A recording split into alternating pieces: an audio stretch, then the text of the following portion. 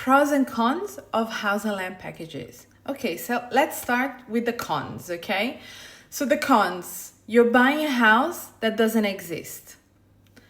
You're buying a house that it's more expensive sometimes than the houses that are being sold in the market. And I explained that in the previous video. You're buying a house sometimes with a smaller block of land.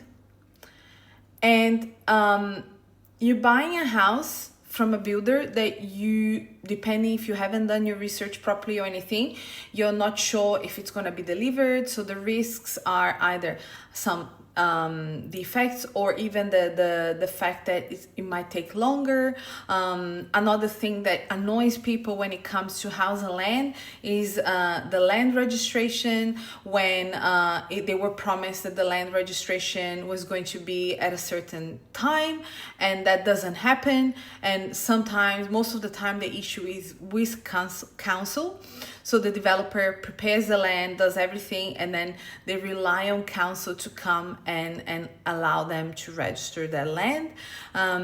So all these things are annoying and are cons for some people.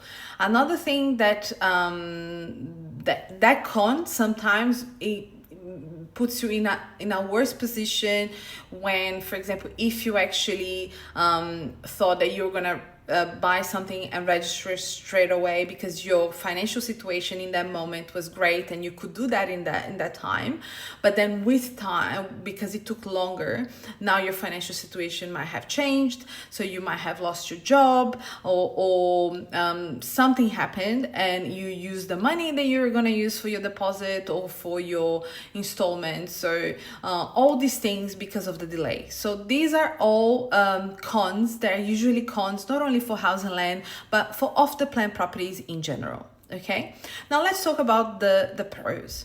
With house and land, one of the pros that I like the most is